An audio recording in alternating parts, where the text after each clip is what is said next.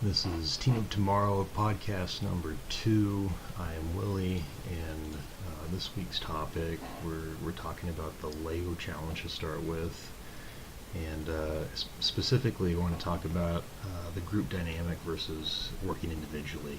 And with the LEGO challenge this week, I think, and everyone really does agree in the group, the fact that being in a group for this specific challenge was a lot more efficient than working individually.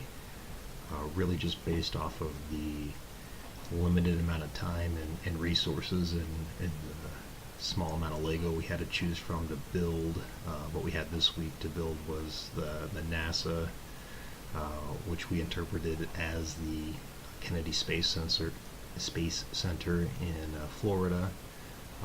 But I think we did a pretty good job, and being in a group really helped because we were able to split up some of the tasks while also collaborating.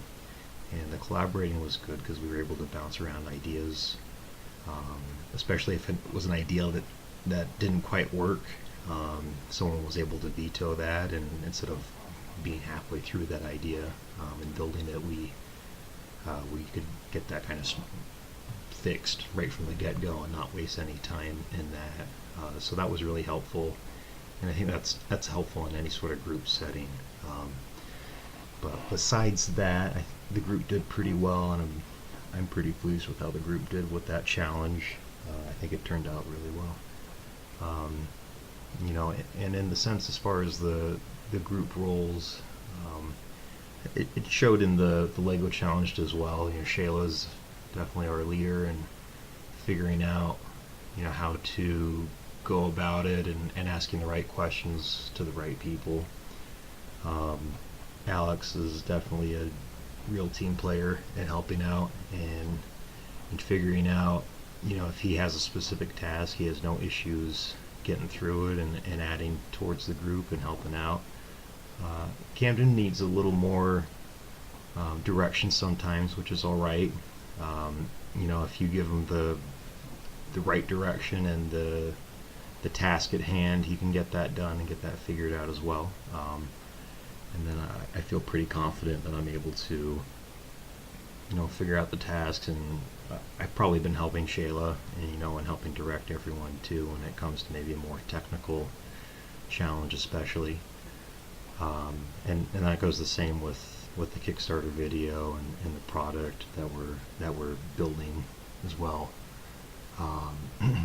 But aside from that, I think as far as the challenges go, sometimes it's kind of been down to communication and what's expected as far as communication from the team members. A lot of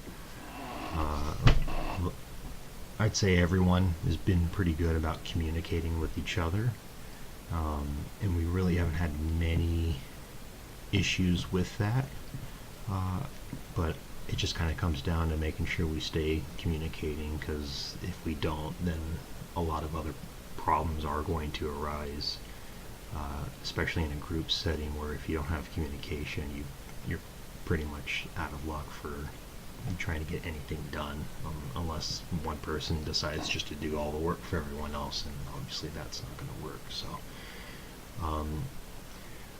as far as moving forward, what sort of challenges we are going to encounter, it's going to come down to making sure we're on top of everything, especially as these weeks get closer and closer to the deadline of the final Kickstarter video. We're going to want to make sure we're on top of everything and everyone knows what they need to do, and I think it's been pretty clear with everyone, and the expectations that are set by both the assignments and and the rules that we've set for everyone. So far it's been pretty good. And then as far as the discussion we had on Thursday, specifically the question comes to, have we lost our capacity for big ideas? Or if there's already big ideas still coming out. I definitely would agree with my group that we talked about that there are big ideas coming out. They're just not as noticeable as they had been, especially with like the space race and all that, where you could see someone on the moon. It was such an accomplishment, and it was a physical milestone too. You know, you could see people get out of a spacecraft on the moon and plant a flag, and that was the accomplishment right there. Whereas today's big ideas aren't quite as tangible. I definitely would say one of the biggest ideas to come out that's on par with moon landings would be the internet. And there's not really a, you know, land on the moon, plant a flag sort of milestone with the internet. It kind of became a thing, and then by the time we realized it was like, hey, this is a really interesting thing, amazing thing, big idea, it had already happened, and it's still happening too. Every day it's always evolving, so it's a huge idea. I think it's just maybe a little less noticeable as one is maybe something from the past that we're a little more nostalgic for. And there's several other big ideas coming out too, with, you know, the efficiency of solar power, with virtual reality, with smartphones, telecommunication, and like supercomputing power in your pocket. Those are some big ideas too. But again, those are all those ideas are kind of an evolving idea. It's not something that's has a milestone either. I'd say maybe with smartphones, they got to a point where being able to do nearly anything, especially with the original iPhone, and all the phones that came after, that might have been the milestone. But again, that's an evolving technology, evolving idea. So, but it doesn't mean that there's big ideas that are still yet to come, and I think we're going in the right direction.